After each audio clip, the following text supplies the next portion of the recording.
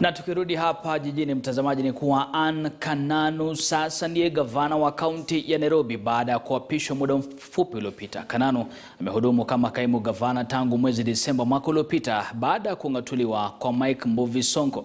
Juma lililopita mahakama ya upeo ilitupilia mbali ombi la Sonko lilotilia shaka uteuzi wa Kananu. Kananu ndiye gavana wa tatu wa kaunti ya Nairobi.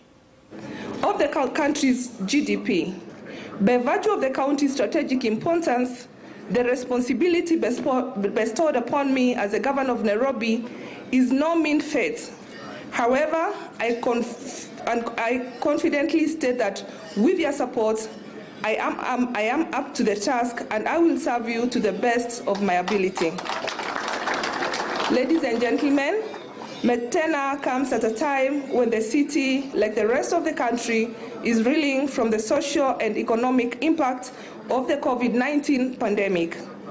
As a consequence, individual households, communities, and business have suffered immensely through loss of lives, livelihoods, and freedom. As your governor and as a mother, I feel your pain. And it is so for this reason, during my tenure in the office, I have focused on cushioning Nairobi residents and businesses from the impact of the pandemic. Allow me to outline some of the measures undertaken thus far. I recently signed into law Sexual Gender-Based Violence Bill, whose overall role is to accelerate efforts towards the elimination of all forms of gender-based violence in Nairobi County and ensure perpetrators are severely punished.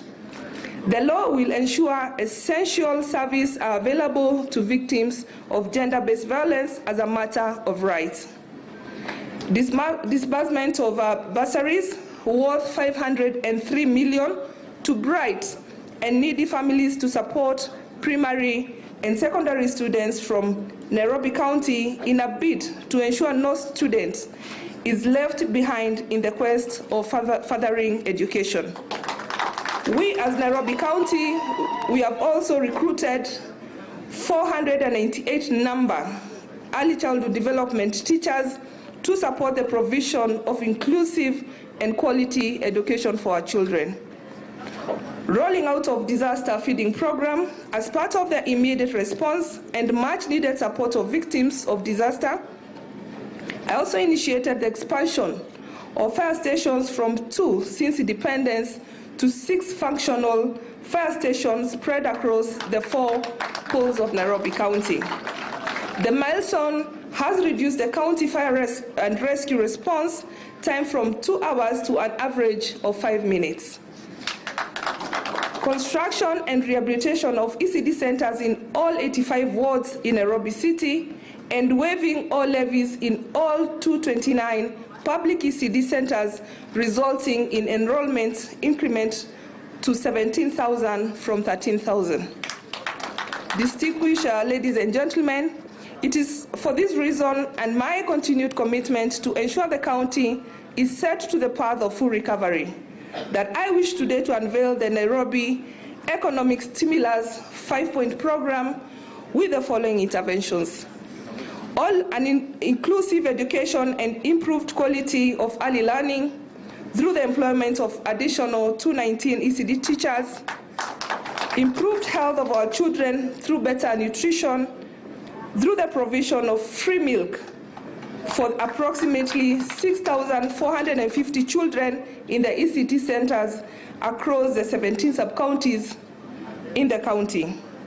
Improved water and sanitation for Nairobi residents in the informal settlements through the sinking of boreholes and installation of 850 water tanks, that is 10 tanks for every ward in the county.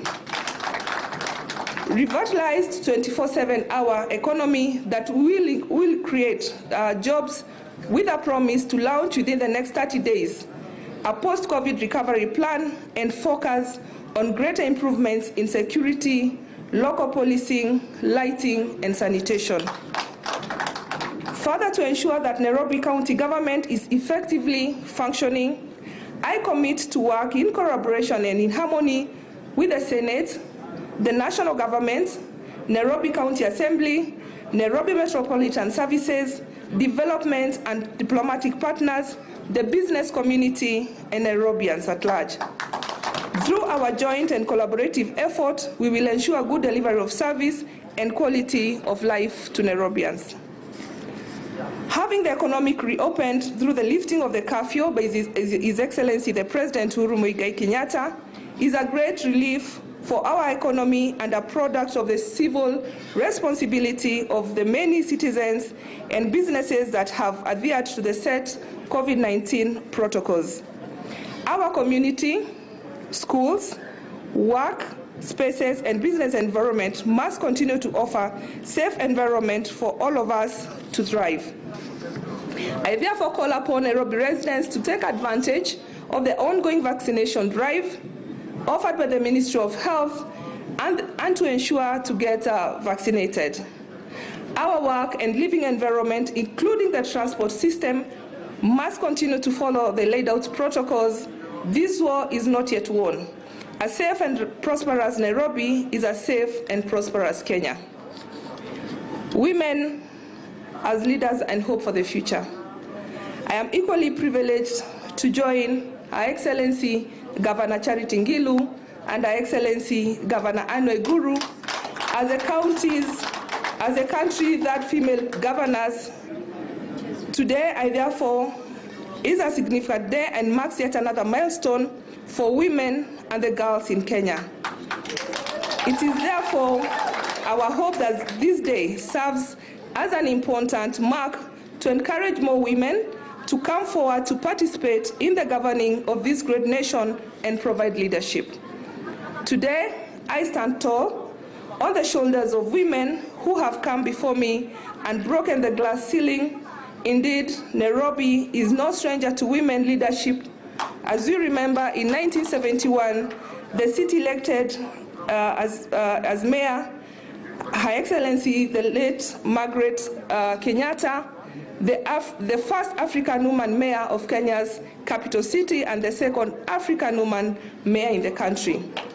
Her tenure in office was marked by many development programs and prioritized the issues of women, children, and education, which she viewed as a hope for Kenya's future.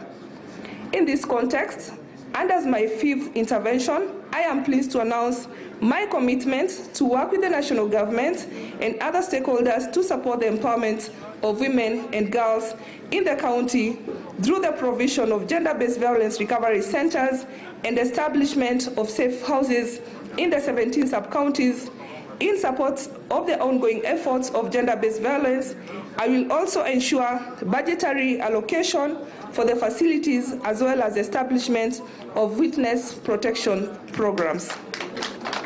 My fellow Nairobians, distinguished guests, I would like to add that we will continue to use a strategic position in the country to ensure that it can continue to be the regional hub of the many visitors transiting safe home to the international agencies and businesses and the key contributor of income to the country's GDP.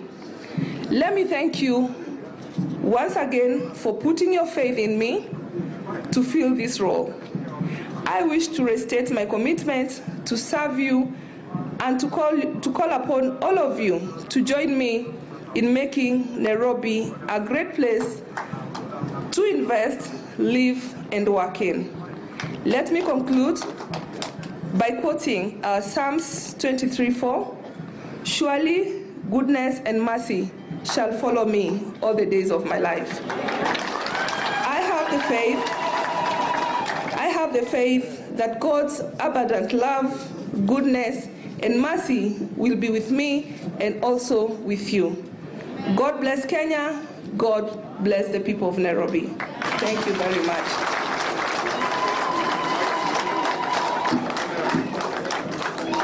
Thank you, Your Excellency, the third Governor of Nairobi, Asante Sana. And now, while we remain standing,